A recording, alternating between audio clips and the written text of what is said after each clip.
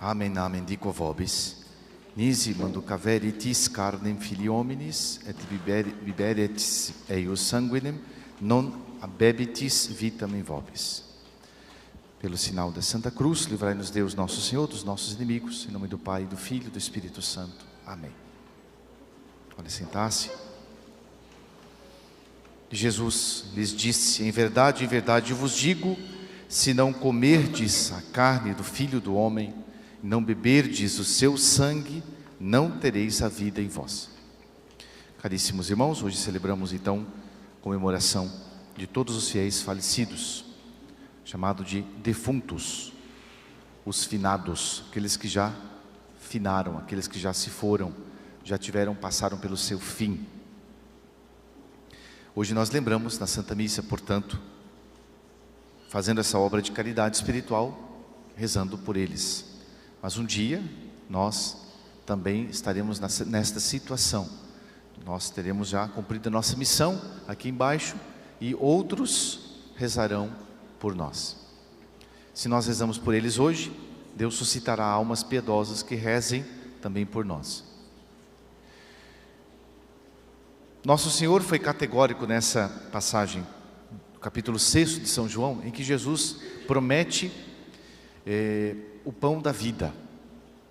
Jesus, portanto, lhes anuncia aos judeus que daria o verdadeiro maná, o pão descido do céu.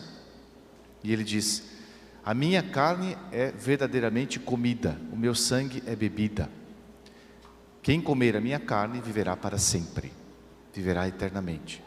Os judeus não entenderam isso, e eles foram então questionando: como é que pode esse homem dar de comer a sua própria carne? Eles entenderam no sentido próprio, no sentido literal próprio, não no sentido literal metafórico, como deveriam ter entendido e como nós entendemos. O sentido literal próprio é qual? Se comer a carne de uma pessoa é antropofagia, é fazer aquilo que os índios aqui faziam, não é? Ou seja, mais conhecido como ser canibal. Canibal é aquele sujeito que come carne humana, né? Os judeus não entenderam a palavra de Jesus e foram embora, e foram saindo. Jesus fez a pregação, eles foram saindo. Igual quando o padre faz um sermão meio duro, as pessoas vão levantando e vão saindo, porque é duro escutar a verdade, ela machuca a gente, ela incomoda, ela desestabiliza a gente. Isso tem que acontecer sempre. A gente tem que sair do evangelho, sair do sermão, sair da missa meio desestabilizado. Por quê? Porque normalmente a gente tem uma zona de conforto, que a gente vai ali se acomodando, a gente fica ali agradável. Então é bom ser um bom católico ali, de missa no domingo, e de confissão nunca, e de comunhão nunca, e de abandono à vontade de Deus, e a gente vai ali, acendendo uma velinha para Deus e outra para o chifrudo, e aí vai por diante, assim. Não, a gente tem que ser católico radical, verdadeiro. Radical quer dizer raiz, não é?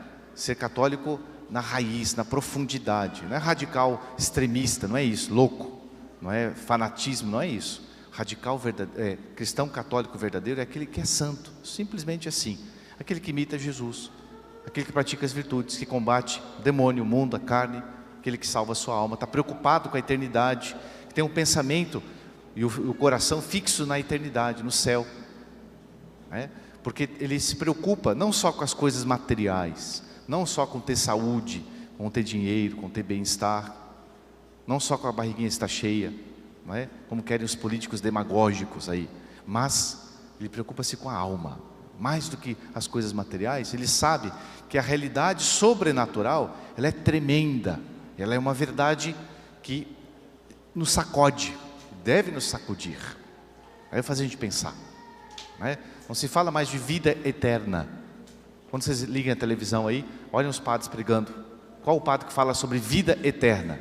Qual o padre que fala a palavra eternidade? Pode ver, anota, você não vai encontrar. Eles vão falar sobre tudo, vão falar sobre causas sociais, vão falar sobre opressão, vão falar sobre libertação, vão falar sobre cura do corpo, saúde, vão falar sobre causas sociais, mas não vão falar de eternidade. Por quê? Porque eles não têm mais fé, eles não acreditam mais. Isso pode acontecer com a gente, mais ou menos acontece com a gente isso. A gente vive num mundo pagão, neopagão, que voltou ao paganismo. Hoje se fala de um mundo pós-cristão. Pós-cristão quer dizer, abandonou já o cristianismo há muito tempo. É uma sociedade paganizada. É uma sociedade que voltou ao paganismo, que abandonou a fé. Por isso, a gente precisa resgatar os valores. Quais valores? Os valores de sempre, do Evangelho. Aqueles que Jesus ensinou, tais como esse, que Jesus falou: aquele que não comer a minha carne, não terá vida eterna. Então, hoje nós estamos lembrando os falecidos. E por que a gente tem esse Evangelho nessa terceira missa? Exatamente porque a igreja, nossa mãe, ela quer que nós nos preparemos para a eternidade. A igreja bota medo na gente, a igreja tradicionalista bota medo. Não existe igreja tradicionalista, primeiro para começo de conversa, né? Existe só uma igreja, a igreja de nosso Senhor Jesus Cristo, aquela que Ele fundou, aquela que nasceu do lado aberto de Cristo na cruz. Só essa. Na religião de Deus, não a religião do homem. Existe um monte de gente pregando o próprio homem, e não nosso Senhor. Então, o nosso Senhor fala o quê? Que é necessário a gente comungar para a gente alcançar o céu. Se não comerdes. É interessante que o nosso Senhor fala isso. Os judeus se escandalizam e vão embora. E aí ficam ali o grupinho seleto dos 12. Alguns discípulos e os 12. Jesus vira para eles e diz assim: e vocês? Estão vendo os judeus irem embora? Vocês também querem ir embora? Quase que dizendo assim: o que eu falei está dito, não volto atrás. O Evangelho não é para agradar o homem, não é para agradar o mundo, é para agradar a Deus. É o contrário. Hoje se inverte as coisas. E é por isso que o mundo está do jeito que está. Porque nós cristãos abandonamos o Evangelho há muito tempo. Então é importante voltarmos ao Evangelho genuíno. Esse daqui, que nos convida à conversão. Que coloca diante da nossa realidade aquilo que nós somos, pecadores. Para quê? Para que a gente retorne à misericórdia do coração de Jesus. Para que a gente volte como o filho pródigo, que sentiu fome, passou penúria, que é símbolo do pecado, que é símbolo da pobreza espiritual quando nós estamos entregues a nós mesmos. E aí aquele filho pródigo se lembra que tem um pai esperando por ele. Esse pai é Deus. E quando a gente volta ao pai, ou seja, quando a gente faz o caminho de retorno a Deus, a gente está exatamente voltando para a felicidade eterna. E esse caminho passa pelo sacramento da confissão, em que a gente se reconcilia com Deus, uma confissão bem feita, que a gente lava a nossa alma e purifica a nossa consciência, e depois a gente sai ressuscitado dali, e aí a gente pode receber aqui na mesa da comunhão Jesus vivo, aquele que nos prometeu a vida eterna. Quem comer a minha carne viverá para sempre. Quem de nós não quer viver para sempre? Não viver aqui embaixo, numa vida assim, cheia de sofrimento, de angústias, de tribulação, mas viver a vida eterna, a posse de todo o bem, a ausência de todos os males, isso para sempre, por todos os séculos dos séculos, Então, comunguemos. Esse Evangelho é um grande convite da igreja, é uma grande convocação da palavra de Deus, da igreja, nossa mãe, que nos convida a comungar. E ao mesmo tempo, nos faz um questionamento: tenham comungado? Tenham recebido Jesus? Tenham recebido o penhor da vida eterna? O penhor quer dizer segurança, confirmação. Tenham recebido Jesus na comunhão? Quanto tempo faz que você não faz uma boa comunhão? Qual a distância que você está da mesa da comunhão, de Jesus vivo na Eucaristia? Qual a distância? Jesus vivo na Eucaristia é o céu. Jesus é o céu. Se nós comungamos, nós temos o céu dentro da gente. Se nós vamos adiando a comunhão, nós vamos adiando a salvação, vamos adiando o céu. É Jesus que disse: aquele que comer a minha carne viverá para sempre. E Jesus fala na forma negativa também: se não comerdes a carne do Filho do Homem, se não beberdes o seu sangue, não tereis a vida eterna, não tereis a vida em vós. Nós vamos então pedir a nosso Senhor que nós levemos muito a sério esse convite de Jesus. Uma coisa interessante também que é de se meditar hoje, não só naqueles que já se foram e nós rezamos por eles, mas também lembrando-nos da da nossa condição daqueles que vão morrer.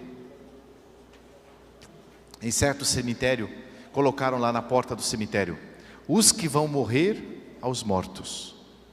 Os que vão morrer aos mortos. O cemitério de Minas, uma cidade de Minas aí. E é bem verdade isso, né? Nós que visitamos o cemitério hoje e fizemos essa obra de caridade, de rezar pelos falecidos, um dia todos nós estaremos ali, a cidade dos mortos. Mas não estaremos mais ali, na verdade nosso corpo estará sepultado ali, mas a nossa alma vai para a eternidade, né? Como estão as almas dos falecidos. E é interessante que a morte sempre deve ser encarada como nos ensina a igreja. E o que nos ensina a igreja? Apenas 2 pensamentos. No prefácio da missa de hoje, que nós vamos cantar daqui a pouco, antes do cânon, depois do ofertório, o cânon diz assim, o prefácio: é verdadeiramente digno, justo e salutar, sempre em toda parte, que vos demos graças, Senhor, Pai Santo. Interessante que toda missa ela é oferecida ao Pai, a Deus Onipotente, por Jesus no Espírito Santo, né? Então, a oração ela é oferecida dessa maneira, a Deus Pai. Então, demos graças ao Senhor Pai Santo, Deus Onipotente e Eterno, por Jesus nosso Senhor, em quem brilhou para nós a esperança de uma feliz ressurreição. Com Jesus nós temos a esperança, que é como uma âncora, que na arquitetura cristã, ela é simbolizada por uma âncora. Por quê? Porque a âncora, ela dá segurança ao navio. Se você coloca o navio, se o navio está no mar, nas águas, e você não está com a âncora lá no fundo, o navio fica,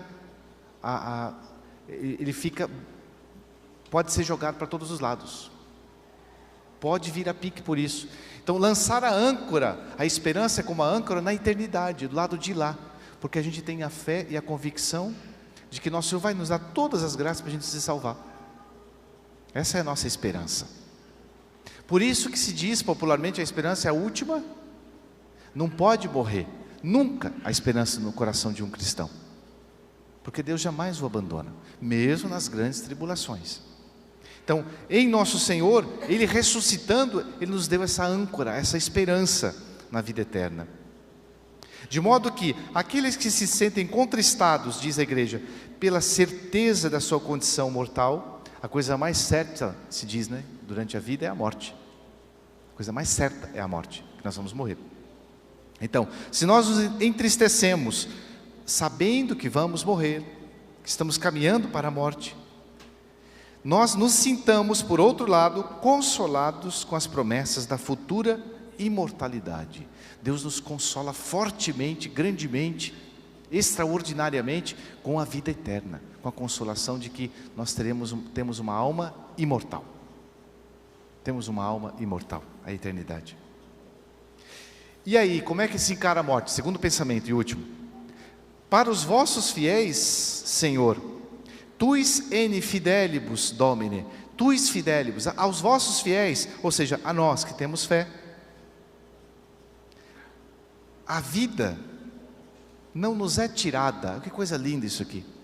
A vida não nos é tirada, a vida nos é transformada. Vita mutatur non tolitur, não é tirada, mas ela é vita mutatur, ou seja, ela é mudada, ela nos é transformada. Que maravilha isso. Então a morte não é o fim. Para quem não tem fé, é o fim. É o fim da picada, é a última das coisas ruins. Todo mundo faz o máximo para salvar sua própria pele, né, da morte. Mas para nós fiéis que temos a fé, que somos iluminados por Jesus, pela palavra de Deus, a morte é a transformação. Que maravilha isso, que alegria, porque é o encontro definitivo com Deus. A vida do cristão é um contínuo encontrar-se com Deus, na oração, nos sacramentos, na comunhão, né? E a morte será o encontro definitivo, o abraço de nós que somos filhos pródigos que retornamos ao Pai. Coisa maravilhosa isso. Então vamos pedir a Nosso Senhor a graça da esperança, da confiança e, sobretudo, que nós recebamos esse penhor da vida eterna, da alegria suma, que é a Sagrada Comunhão.